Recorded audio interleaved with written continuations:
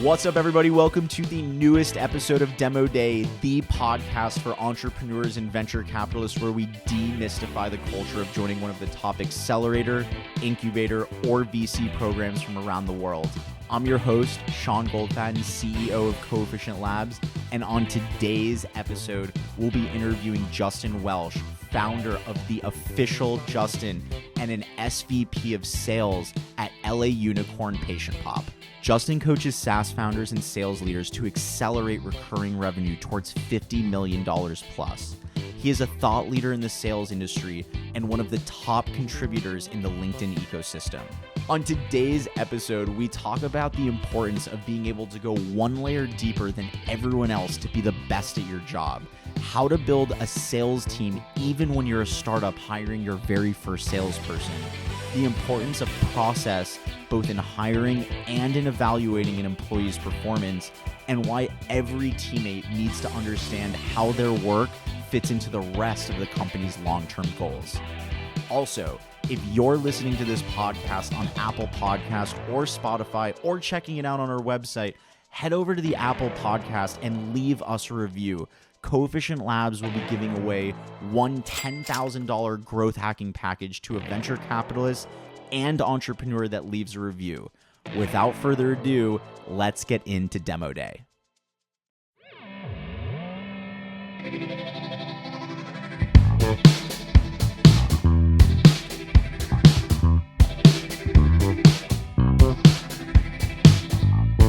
Justin, thank you so much for being on today's episode of Demo Day. Awesome. Great to be here, man. Awesome. So for those of you that are listening and don't know Justin or have never heard of Justin Welsh, this is going to be an amazing episode, as Justin has been the director of sales at ZocDoc, the senior vice president of sales at PatientPop, and now Justin is working with the top SaaS executives in the country on developing their sales programs, giving advice, helping them set up their systems and processes. So this is going to be a jam-packed podcast of tactical advice for CEOs of companies that are building their very first sales team or starting to optimize their sales team, as well as other sales managers of SaaS startups, companies. But this is going to be a great episode of learning about what it takes to be a winning sales executive in today's tech world. So Justin, before we go too deep into your life, your journey, your career, one of the aspects that I found most fascinating while researching you was your just what felt like an unrelenting desire to coach people, to help other people really succeed in life. And so I was just curious, why is it so important for you to help others? Sales is such an individual type of a sport, but being a manager of sales and really a coach is something that it's something so much different. So why is that so important to you? Yeah, I think it's really important to me because I saw the opposite end of what happens when you don't get coaching. My story is I come from a family of salespeople. My dad was in sales for 41 years with the same company, really successful. And when I got into sales at 21, I assumed that I would be highly successful. And for the first 7 years of my career, I really sucked at sales. I got fired 3 times. I never hit a quota the first 7 years of my sales career. So I knew what it was like to be meandering, to not have coaching, to not be developed as a salesperson.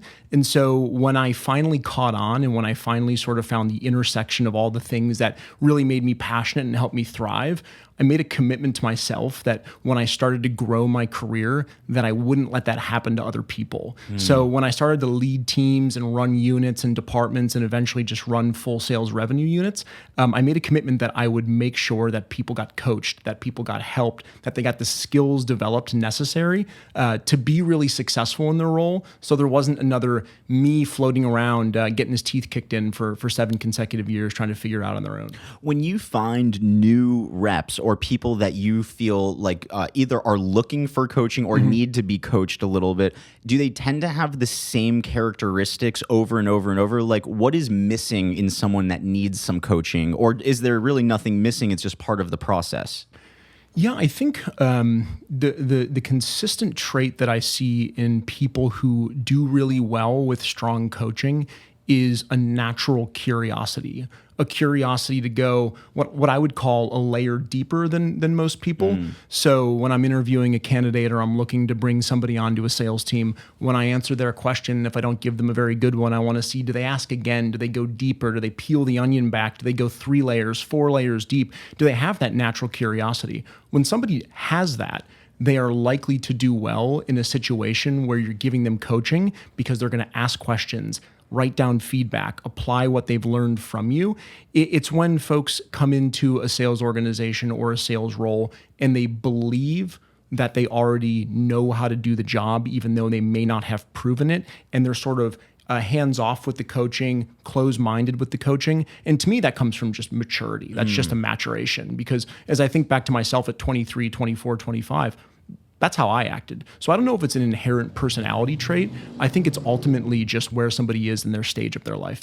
How do you give advice to, say, a younger CEO? Maybe they're 22 to 30 years old. They've gotten a couple $1 million of funding. So they're starting to take off and they hire their first senior level exec. This person's older than them. They come with a little more experience. They've been there. They've done that. How do you coach a younger CEO to help that sales rep almost unlearn what they've learned so they can be more coachable? Yeah. Does that make sense? It does. It's challenging, right? I think that people come in with these preconceived notions of how to do the job. I think the only way to help them sort of unlearn their prior behavior is when they find out that their current behavior doesn't work, right? And they'll generally see that within the first 2 weeks or 3 weeks or 4 weeks when they're not getting traction. That's sort of the aha moment. I better start listening. Outside of that, I always advocate for young CEOs who are going out and looking to build their sales teams to really find young, hungry, coachable, curious people that don't have bad habits. And so when I think back to PatientPop, when we were seed funded or right when we got our Series A, I think about some of the folks that I brought onto my sales team then, young, fresh out of college, hyper curious, really passionate about their career. And me and my team were able to mold them into the salespeople that we wanted them to be. And once we did that, the rest was history. They took that and they became better salespeople than we could have imagined. The folks that already have sort of those built-in thoughts or opinions on how the sales should work, a little more challenging. I think one of the things that it seems like you're alluding to around bad habits are around coachability and about not having these, this lack of ability to try new things. Are there any other bad habits that you tend to see? Because I sometimes feel like bad habits don't exactly show themselves in the interview process, but can tend to happen once the person's been settling. So once you've sort of let the dust settle, you're now 30 days, 45 days, 60 days into a new hire. What are some of the bad habits that you are just looking for that maybe are showing you as the founder, the sales manager, this might not be the right fit? Victim mentality. Number one thing that sticks out to me as I think back early in the days of both PatientPop and ZocDoc are folks that have a victim mentality. Can you explain that a little bit more? Yeah, absolutely. So, it's the leads, it's the territory, it's other people in the office, it's the marketing, it's the customers, it's the team, it's the manager, it's the CEO. It's never them. It's always something else, and they are always the victim of their circumstances rather than controlling their circumstances, going out and impacting their circumstances and their environment and being able to work through things that are challenging in order to get the win. I think you see that a lot when you bring people into your organization as a high-growth startup that come from a different world. They come from a slower growth world. They come from more of a corporate world, and they're used to having a pretty marketing slick. They're used to having perfect data. They're used to being coached 2-3 hours a day. And suddenly they're in this environment where none of that is happening. And so again, kind of during the interview process, you have to look for that stuff. You have to ask about, well, why didn't this work? Or, why didn't you get promoted at this company? And you have to listen for those type of things. Looking for the excuses almost. Absolutely. And then you have to try and understand, yes, they were a performer at this last business, but explain to me the environment. Describe for me the marketing environment, the sales environment, the coaching environment. You want to find people who have succeeded in a similar environment when you're building your startup early on. It's really great advice. So we'll be bouncing back into that, but I think that we always like to do a little bit of a rewind, talk about your upbringing. Sure. I loved listening to your story because, you really kind of talk about how you didn't have this traditional entrepreneur's journey. I didn't go to Stanford. I wasn't in the entrepreneurship school. I came from, Midwest. Like, what did you come from? Where'd you grow up? I grew up in Ohio. Yeah, Cleveland, Ohio. What was life like growing up? Like, what were some of your hobbies as a kid?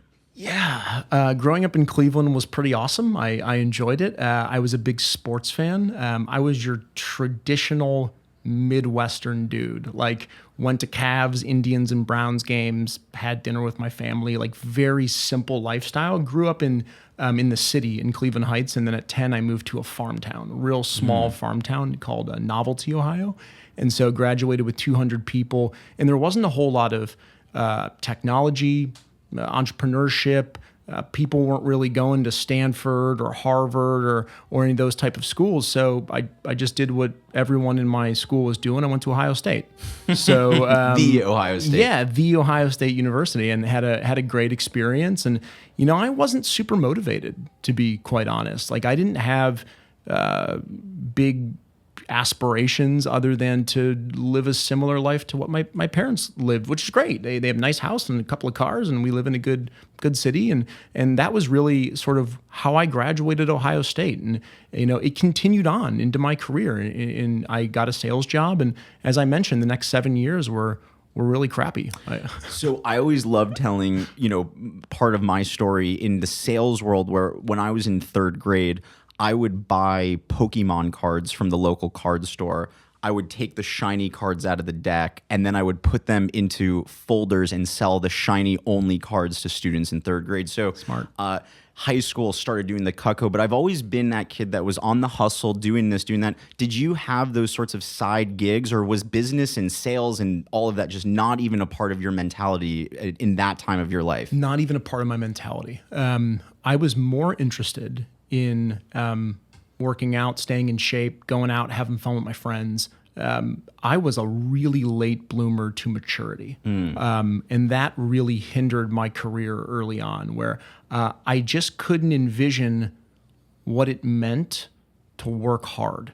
I didn't understand that. I couldn't figure out why anyone would want to do that, because I was having too much fun to work hard. And that all changed. There was a really defining point in my career when that changed. It was 2009, and I was living in Allentown, Pennsylvania. It was my third or fourth consecutive tiny town that my friends made fun of me about. And I got a call from a company called ZocDoc, and they were 9 people deep at that time.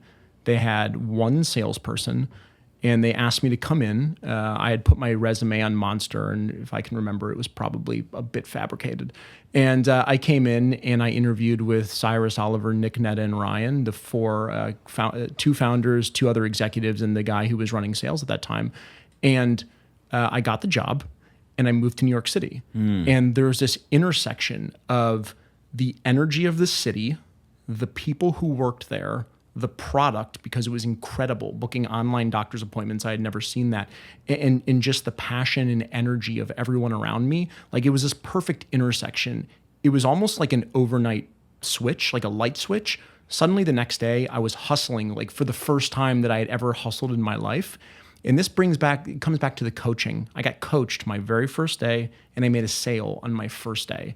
And that was it. The rest is history after that. Can you take us one level, like even deeper Sure. underneath that, which is like, starting any new job or starting any new opportunity, all of those things, the energy, the element, but even deeper down, you have to make an internal decision. Like, I want to change my, like, what was going on in your mindset? That you're right. I can even tell. Like, why did you make such a big jump? Because there is so many people that are junior level. They just don't believe that they can even. What was going on in your head, and why was it important for you to switch? I think it was a really important thing that someone said to me. They put me in Staten Island, and I didn't have a car, so I lived in Bushwick. So it was 2 hours to get to my territory, and then I had to walk by foot in what is essentially a residential neighborhood. It's not a commercial neighborhood where I was selling. And someone said that they put me there because they didn't believe that I was going to do very well. And it was the first time that someone had said, like, hey, Midwestern kid who went to a state school, everyone else here went to Stanford or came from McKinsey or went to Harvard, and like you're kind of the bottom of the totem pole. And I took that very personally. Yeah. And my whole goal was to prove everybody wrong. I kind of don't know where that came from outside of the fact that I felt super slighted. Yeah. And when I felt really slighted, like that kind of opened up something inside of me. So when I'm going out to hire people today and like the last 5 years, I look for that. I look for a little bit of that like chip on the shoulder. It's your sixth round NFL draft pick sort of mentality or feeling when everyone else got chosen above you. So that helped. Once you decided mentally, you're like kind of throwing the big F you to everyone. Mm-hmm. How did it manifest in real life? What did you start doing immediately that was different than what you had been doing the past X amount of years before? Outworking people and studying. Just the time you were putting in. Like that is a consistent, trend for the last 10 years of my life is I still carry some of that. Like, I've moved up through the ladder. I'm still always like the state school guy and the guy who doesn't have like an MBA, and I didn't work for a fancy consulting business. And so I carry a lot of that with me. So I try my hardest to outwork people and study a lot and self-educate. I think one thing that's been really helpful for me over the course of my career is being autonomous. So if I can't find an answer, or I don't understand a concept, or I don't get a metric or a KPI, it doesn't make sense to me, I'll go find the answer. And I think that was something early on, while everyone else was saying, can the manager come out and ride with me today? I need some help. I was saying, I'm going to go figure this out on my own. And I hope that doesn't come across as arrogant, or it wasn't my intention, but it was just something that I got into early on was being self-supportive. So that makes me think, because, a couple of questions ago, I asked you about some of the bad habits that you kind of see almost like patterns. And a lot of it has to do with this concept of being a victim. Everything's happening to me. Is the flip the same, meaning like, is the best traits and the winners that you have those that are just like, I don't need anyone, I don't like everything both good and bad is my fault, so I'm going to go and figure out how to get it done? Yeah, I think you can be autonomous to an extent, right? I think that to the extent that you want to research something that you can figure out the answer, then great, you should do that. You should go online and figure out the answer. There is school online, right? Mm-hmm. There's everything from every university is online. You can go figure things out. But what you can't figure out are things that you learn from experience, right? So oftentimes, if I can't find the answer because the answer comes with having been there, having done that, having gone through the experience, that's where I saddle up to a mentor. I was just on Slack today in a group that I'm a part of saying, hey, everyone, I'm looking for a mentor who can help me with financial metrics, because I recognize that I like to think I'm relatively self-aware, and that's a weakness of mine. So I think it's a balance of saying, if I can figure something out, I'm going to do it. And if I can't, I'm going to seek help, and I'm not going to be embarrassed or ashamed of going out and seeking help. That's a sign of strength. Got it. What advice do you have? I think similar to you, feel like I have so many mentors. Mentors have always been such a part of my life that, I've younger friends that are mentors of mine and I learn so much from. What advice do you have for people listening that are sitting there like, I don't have a mentor. Like my dad never sat on calls with me to help, or I didn't have anyone. What advice do you have for someone that right now is sitting there like, man, I really wish I had that, but I don't know what to do? What are you waiting for? I mean, invest in yourself, right? Early in your career, you're likely not making a ton of money. I've been there and I was 21 and 22 and 23 early in my career, but like take some of your time, take some of your energy, and if you have to, take some of your money and make an investment in yourself. It's the best thing that you can possibly invest in, and go out and seek out a mentor. You might find one in your peer group at your job. You might find one in your friend group. You might find none there, and you might have to jump onto LinkedIn and say, I'm an AE, and there are 10 guys or girls who are on LinkedIn saying, look at me, I smash quota, and maybe I create a really creative message, and I go out and I hunt down those 10 people that I want to work with. And if it takes extra energy, or it takes even, $149, like put it out there. Like, invest in yourself. What better to invest in than yourself? Yeah. Amazing advice. And I think that sometimes people don't realize that why would I want to spend money to get a mentor? I don't think you're literally saying like, oh, you should be paying people to be your mentor, but to pay to get into an event, pay to be a part of a mastermind group, pay to put yourself in a position to be around the people you want to learn or be around. And that's a better step than just thinking about it or talking about it. Totally. And you might actually find that maybe you're targeting Morgan Ingram, who's a great sales development leader. Maybe you're targeting Kevin Dorsey, who worked with me at PatientPop. Maybe you're targeting these folks and they don't have a lot of time. So maybe it does cost something. And if it does, again, I just feel like it's the best investment that you can possibly make in your at the moment when you're young and kind of growing in your sales career, to the extent that you can get it at no cost and all you have to do is invest your time. That's awesome. But get creative and find a way to surround yourself with people who have been there and done that, because it'll pay off 10x over the course of your career. So getting even then more into the weeds, what, like, you're 18 years old, you're 19. Yep. I don't have any money. I don't know what, Justin, but I've got time. Yep. What do you tell the 18, 19-year-old that wants to talk to, the Kevins, the you? What do they do in order to add value? Yeah. Get an internship, right? I think that's a really important step, is go out and find. Everyone is looking for help, right? Everyone needs help, whether it's a startup company like the one that I was just at, PatientPop, doing data entry, right? Or helping us do some prospecting or finding some doctors that we can go call on. To be able to go and spend time in that environment, you get a few things. You get to understand what it's like to be in a high growth environment and feel the feel that I felt when I first started at ZocDoc and at PatientPop. And the stuff that's going on around you, it rubs off on you, right? Like, you're going to start to understand what kind of mentality you need, what kind of sort of chutzpah you need to survive and thrive in a startup. So I think a really great thing to do is an internship. I think another one is to join groups, right? I know one thing I'm really sad that I didn't do in college was join more groups, debate groups, entrepreneurship groups, just fundraising. If you're learning about fundraising, there's groups out there that you can find. You can do meetups. There are so many different things that you can do, because, the internet wasn't that huge or big when I was in school. But today there's access to so many different things where you can learn and grow before you ever have the chance to set foot in an office. So you got out of school, you took your very first sales job, which was at, I believe, a pharmaceutical company. And from the stories that, I've both heard and seen, it really just wasn't the right fit for you. Yeah. That it was the first time, or at least one of the times, where you realized that, like, even though I might have I'm a salesman, this isn't the thing that's getting me on fire. This goes back to advice for sales reps that are sitting at their job thinking, what the fuck am I doing here? What do you tell these people? You're having drinks with a buddy and they say, Justin, I don't know what to do, man. Every week sucks. What do you tell them? How do they take the first couple of steps to leave that place and maybe go and find their next gig? Yeah, I think they have to figure out why it sucks. It can suck because you were like me, where you were just being lazy in the beginning of your career and you're not working real hard.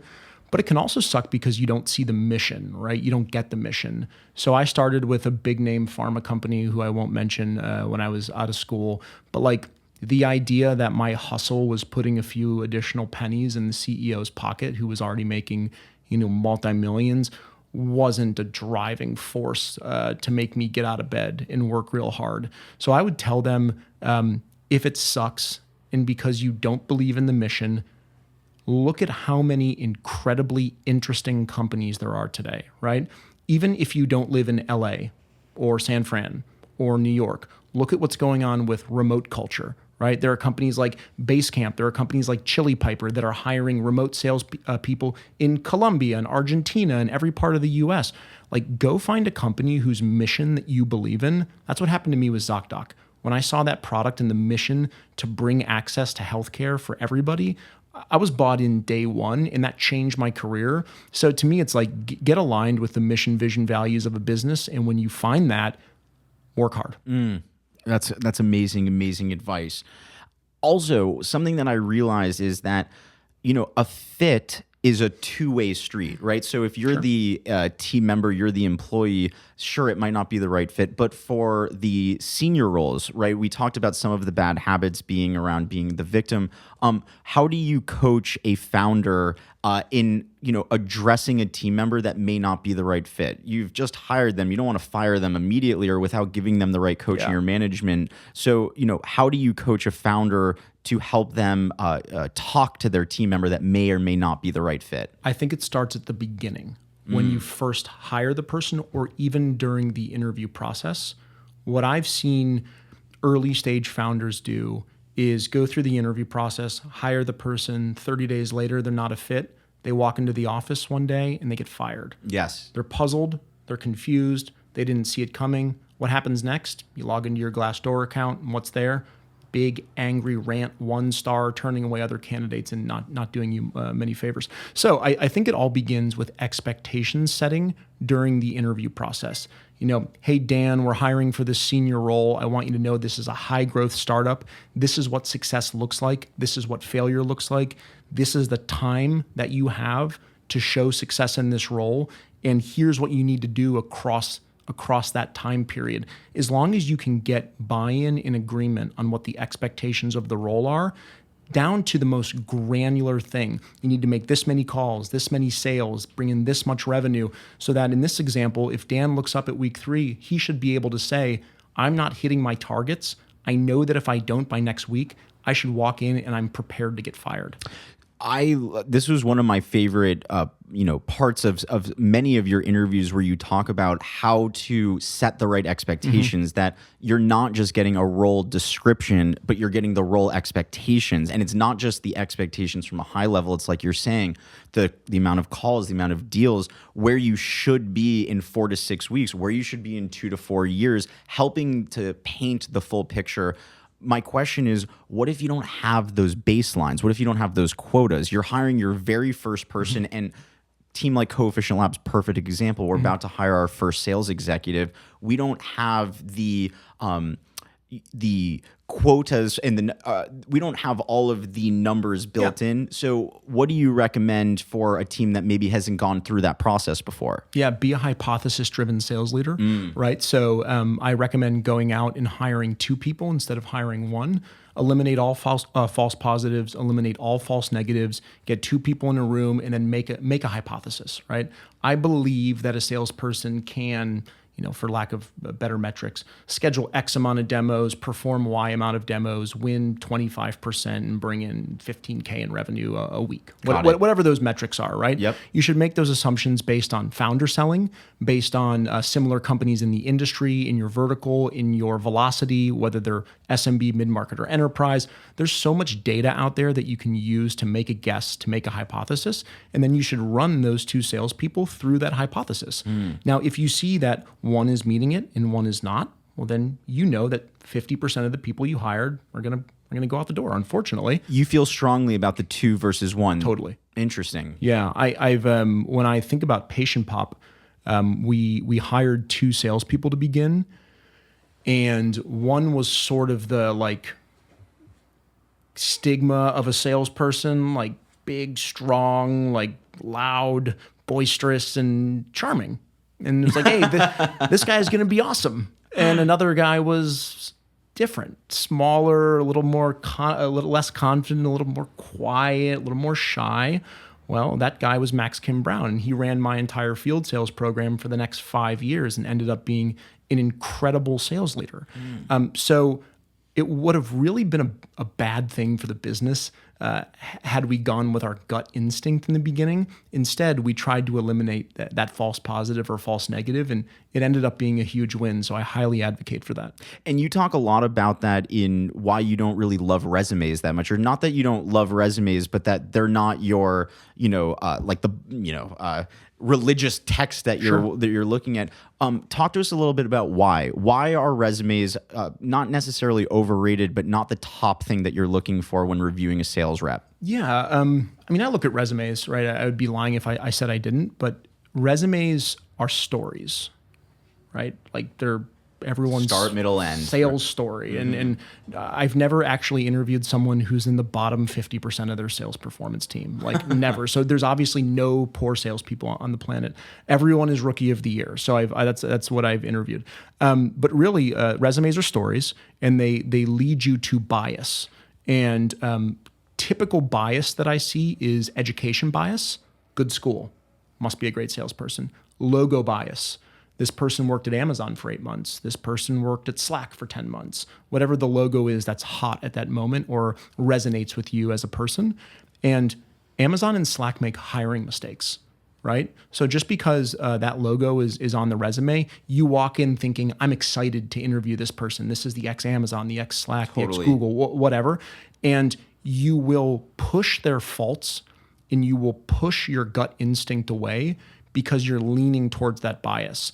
And so I just try and be cognizant of that when I'm interviewing someone. I try not to lean into my bias too much. I have found that most people that I hired that are really, really effective come a lot of times from logos you've never heard of and schools you've never heard of, and they have that chip on their shoulder, like I described a little bit earlier. Meaning that you tend to find that you're the sales reps that really, really win and really make it. It has nothing to do with their previous work experience or where they went to school. It has more to do with their life situation, what they've gone through, and how they approach their day to day. Yeah, I don't want to say it doesn't have anything to do with their previous work experience, because I'm a huge believer in the fact that like velocity is important. So I don't continuity velocity meaning I don't want to take an enterprise salesperson and put him into an SMB role. I don't want to take an SMB salesperson and put him in an enterprise role. So I look at like what they've actually done in their past. But I look at the consistency at which they've performed in one role.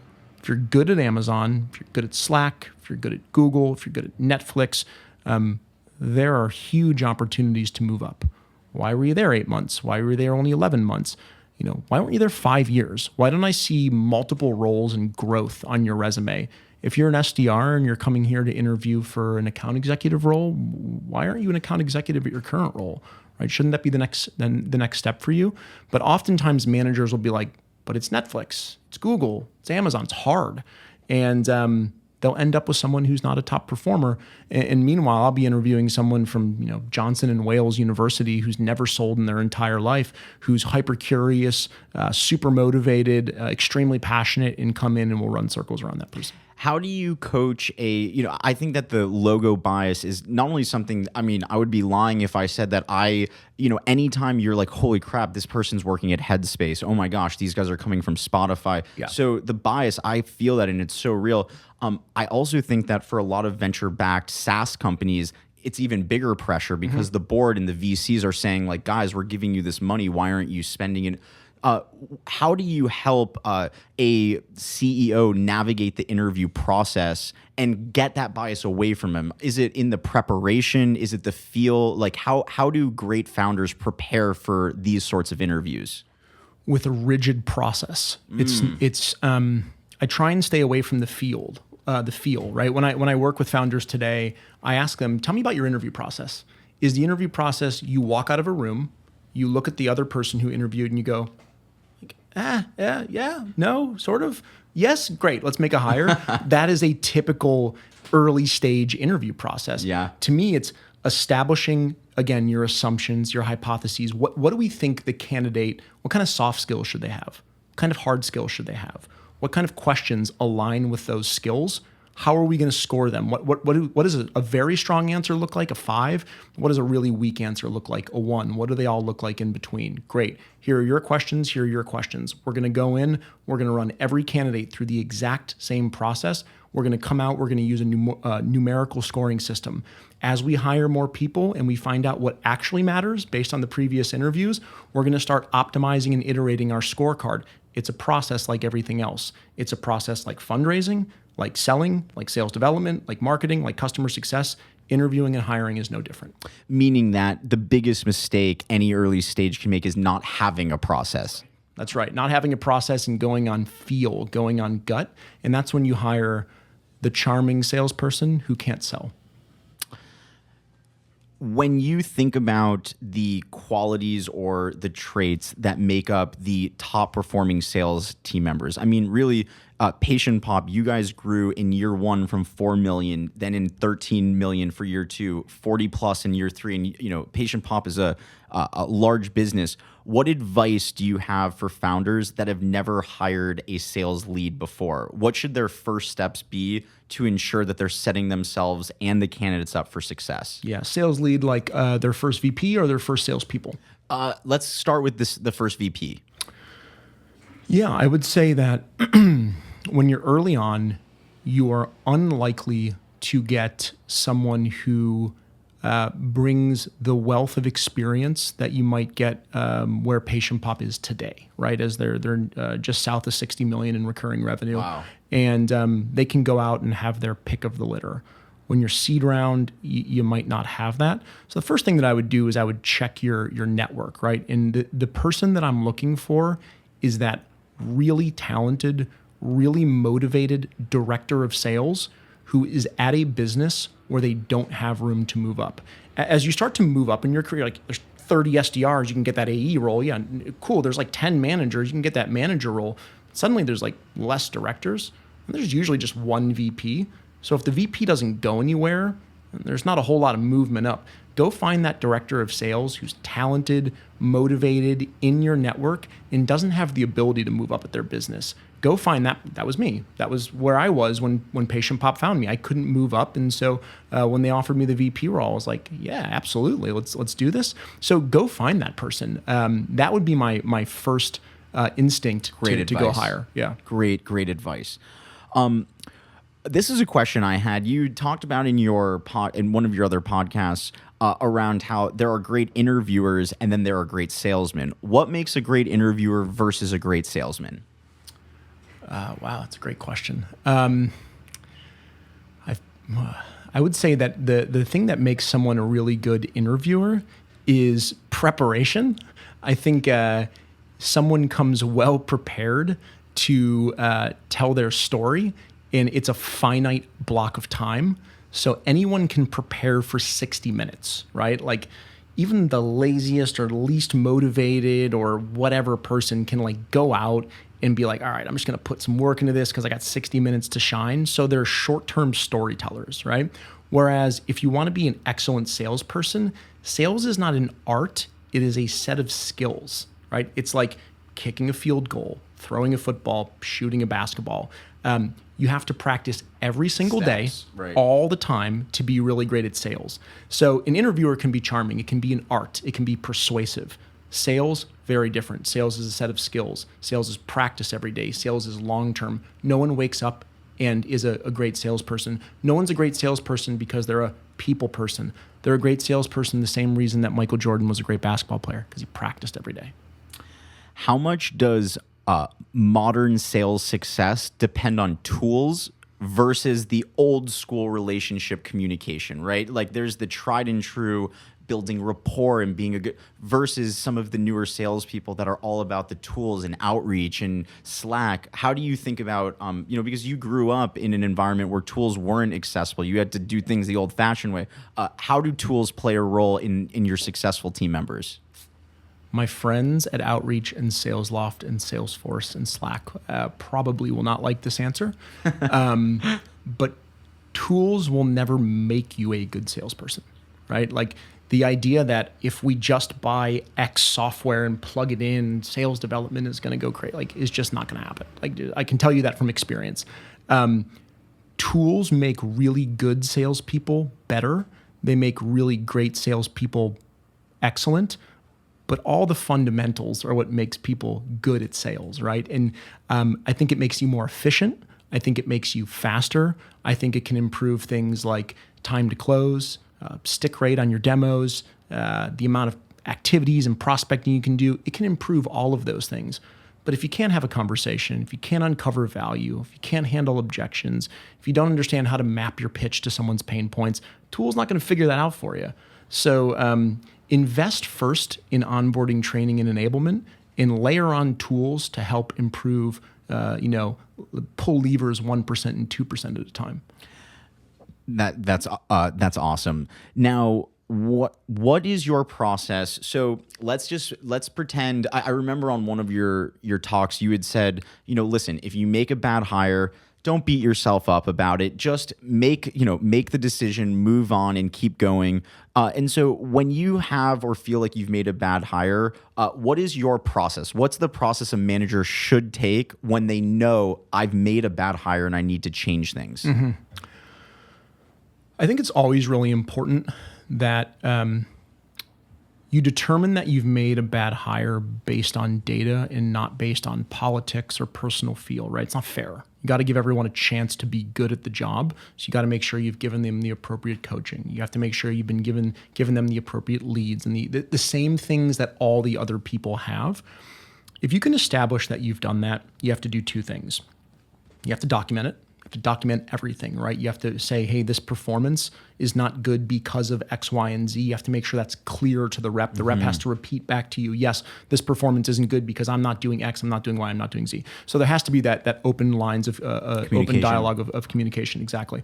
So document that, give them the appropriate coaching so that they can try and fix what is wrong. But if they're not taking the coaching, they're not showing skills improvement, they're not showing metrics and performance improvement, it's in your best interest and also in theirs to move them out of the organization. Do you or have you learned over time about how to let team members go or how to put them in the right position to succeed elsewhere? Is there, because I think that there's so much emotion and energy built up, especially in early tech startups. But I still believe there is a way to part ways, whether it be as friends or even putting them in the right position. What's the right way to go about it? I think if you can look at the person, so I'm thinking of 3 people at PatientPop who just weren't hitting their numbers as salespeople, but the passion they had for the business and how much they were bought into our mission, I wanted them around. And so we started having conversations about their skills. What skills do they have? I think a lot of like old school sales leaders will be like, this is a no-no. I disagree. I found homes for those people. I found 1 on marketing. I found 2 in sales operations, and they were A+ players when I moved them out there, but they have to have the mindset. They have to have the positivity. They have to have the culture. They have to be bought into the mission. It can't be any of that woe is me, victim mentality. I'm a cancerous, negative behaviors as I'm not performing. So to me, I first look to see, can I plug this person who has internal equity, internal knowledge somewhere else into my organization? If I can't, the best way to do it is have a very frank conversation, right? Don't hem, don't ha, don't, use vague descriptors. Like the performance isn't there. Unfortunately, if the performance isn't here by the end of the next 2 weeks, you need to be at X sales, X revenue. It's going to be your last day. Here's your performance plan. Please sign it. You have to just be straightforward. No one likes firing anyone. No one likes getting let go. It's a crappy topic, but it has to happen, and you just have to be straightforward and honest with it. With the exception of, like a team member steals or things that are more along like that world, but just like they're just not hitting their numbers. They're just not hitting it. Like these people that are old team members you're talking about, that the passion's there, they're good human beings, but they're just not hitting their numbers. Is it their fault or the manager's fault? I mean, in most examples, I would just need some context, right? But I would say, ultimately, let me say this because I firmly believe this, and I'm sure there will be people that disagree again. But ultimately, I believe that you control your own destiny, and I believe that if you plug a great, motivated, coachable, curious sales rep, I'm thinking of someone who worked at PatientPop, into any organization, regardless of support, product, whatever, she will do well. There are other people who will do well only in unique circumstances where the support and the product is there. The truly great salespeople will do well anywhere. So to me, it's like you kind of control your own destiny in your life. That was one of my later questions. Yeah. So you believe, we could, assuming you believed in the product and the mission, yep, you could put you in any company and you will find, because of those different, both your natural curiosity and how you process your day, yep, you could stick any successful salesperson in any sales role and they can succeed. I think at an individual contributor level, yeah. I think as you move up into like leadership levels, I think it becomes more about the product and it becomes more about the funding and it becomes more about product market fit. I think that, I know I'm going to get shit on for this, by the way, as I'm answering this, because I think people are going to be like, what about circumstances and background and all these different things? And yeah, I can appreciate those things, but most individual contributors that I know that are just ruthlessly good, I can plug in anywhere. Wow. And have them do really well. So that actually brings me to my next question, which is, as a manager, How do you navigate your KPIs, which are a team mentality KPI? Hey, we have all of these reps and I need to make sure my team is organized in this way, when at the individual SDR level, these are more individuals. They're trying to get theirs. So how do you navigate trying to manage the whole team while your actual team is only focused on themselves? It's hard, right? That's the whole like to crack the code of sales management is how you do that one thing. I would say a lot of it is whether or not you have a team that's bought into a group mission, right? And so take a look at like sports. I'm using the same analogy over and over again, but like take a look at sports, right? It's not always the best team that wins. It's not always the team with the superstars. A lot of times it is, but oftentimes it's the team that comes together and works really well. Think about the Olympics. Like, America loses a lot and they have the best basketball players, but they lose. So what I would say is you have to get people bought in to the overall mission of the company. And I think the way that you do that is you be hyper transparent. I've been at startups that are not transparent, where you don't understand, where are we from a revenue perspective? Are we hitting our company targets? Are we getting that big fundraising? What do you say to the board members when you're in a board meeting? Now, fast forward to PatientPop, right? Going through the board deck at our all hands meeting, sharing the transparent information, letting the team know what we're trying to do as a business. What are we trying to raise? What are we trying to hit revenue wise? What part does your role play in not just the infinite goals that we're shooting for as a company, but what part, Dan, do you play in Liz's quota? In Liz, how do you play into Tiffany's quota? In Tiffany, how do you roll up to Mark's quota?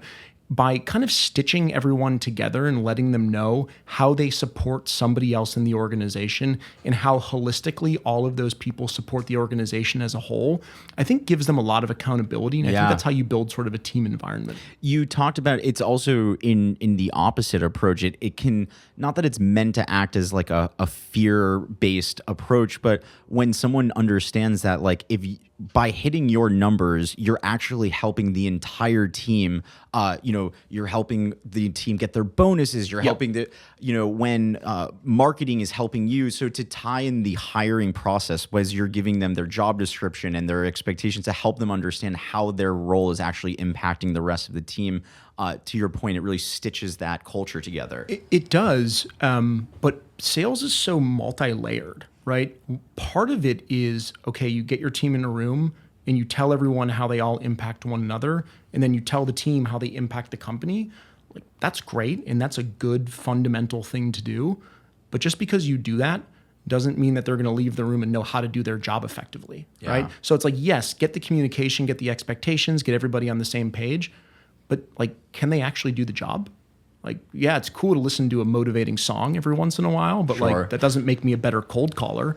So like once you lay the foundation, are you onboarding well? Are you training well? Are you enabling well? Are you coaching well? Are you giving feedback well? There are so many things you have to do to be excellent at sales. That is just the foundation. And it really sounds like, I think that one of the things I'm learning more and more about you, and I know so many, should really think a lot about, is you seem to have so much of your day-to-day built into your own little processes. Totally. You've built a lot of systems for yourself that, if I put this into the top, out the bottom should come some, at least something for you to work with, as opposed to applying this randomness to every single situation. How do you keep the team pumped up and motivated when the numbers aren't being hit? So I love this question because you're at the beginning of the quarter, you set your big quarterly goals, everyone's like amped up, and then boom, you don't hit the goal and everyone is like, fuck, Justin, we didn't hit our goal. So how do you motivate the team, and like what's the speech that you're giving your sales development team when you fall short and all eyes are on you? Yeah, I think you can give, this is going to be an answer again that I think a lot of people don't like, but like you can give like a motivating speech. You can get up and you can stump and you can like stand on a thing and like raise your fist and yell and scream. And that's all really, really good stuff. I think ultimately you have to lay the breadcrumbs, right? Lay the breadcrumbs. People can only get motivated for small bursts. Like, try and think back to the last time you were motivated for a whole day. Like, it doesn't happen. Like, you're motivated for like 10 minutes, right? And then you're like, cold calling sucks, right? So you have to actually lay breadcrumbs. And what I mean by that is, I'm process driven, as you probably can tell. You give people the treasure map to reaching the treasure, and you communicate that clearly. You make sure that they understand the communication clearly. They understand the steps they have to take to be excellent. In the end, people don't want to be motivated. People want to understand how to do their job well. So if you start out and you have a shit quarter and you're behind, the only thing that you can do is get better at your job. The motivation is finite. The skills are infinite. So make sure that you're going out there and giving your people the actual skills they need. You're investing in the time to coach. You're doing that onboarding, that training, that enablement that I talked about.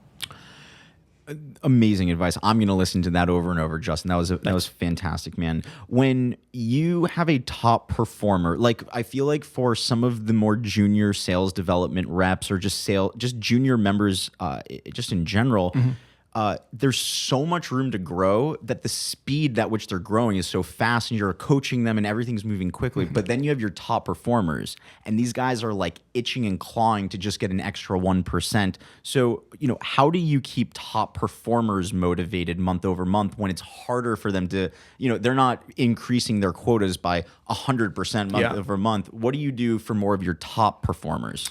I try and use micro progressions. So similar to breadcrumbs? Sort of. Micro progressions to me is like, it used to be that you were an SDR and then you were an AE and then you're a manager. And those are like what I was telling three today. like roles, right? But not everyone wants to be a manager. So like, what happens when you're an AE? So I try and actually, it's sort of an optical illusion, but not really. It's a lot of fun, and it's fun for the reps. I've gotten great feedback. It's like, we've got MDR, SDR, senior SDR, channel SDR, junior AE, AE, AE1, AE2, senior AE, channel AE, all the way up through the ranks. And we try and sort of make that a micro career progression. You're gaining salary, you're gaining equity, you're gaining title, you're gaining skills, responsibility, more coaching. So you're continuously evolving and changing in your career.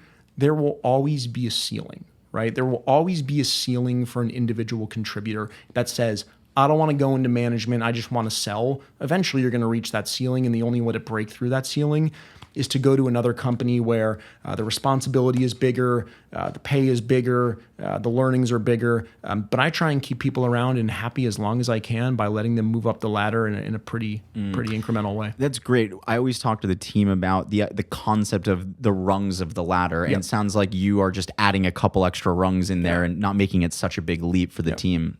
That also fantastic advice.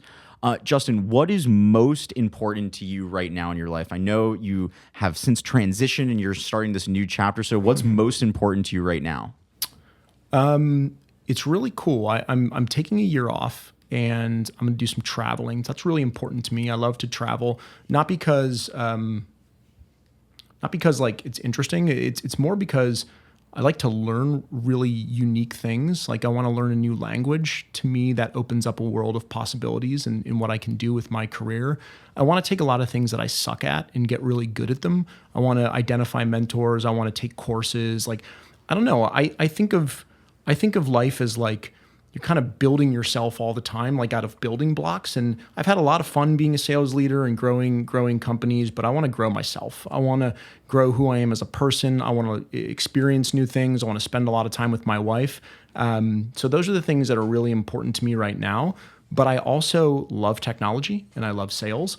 So, I've been spending a lot of time with early stage founders over the last 3 or 4 weeks, just learning about the tools and the tech and the ideas that are out there. And I came across one yesterday. I talked to the CEO of a company called Papaya, where you can like rip up your bills. And then like, even if they're ripped up, you can snap a photo of them and you can pay your doctor instantly. Like you can pay your electricity bill. Like it's just cool tech. So like, I love learning about stuff like that and being plugged in and staying modern, Justin, what an amazing episode. Where can people find you on the socials? I know LinkedIn is a huge channel for you. Yeah, you can just look me up on LinkedIn, which Justin, it's Welsh, WELSH. And then the easiest way to get a hold of me is to go to my website, which is theofficialjustin.com. That's theofficialjustin.com. Or you can follow me on Twitter, which is Justin Sass, Justin SAAS. Awesome. Guys, this was a sales-driven special episode of Demo Day. I'm your host, Sean Goldpan, CEO of Coefficient Labs. This is Demo Day. Thank you, Justin. Thanks, man. join a startup that is going to double in size every 6 months, or a startup that's printing money is actually usually what I say kind of flippantly, but like that's going to be the place where there's tons of opportunity. And so LA just feels like it is growing and taking off. And so it's fun to be a part of something that has great momentum.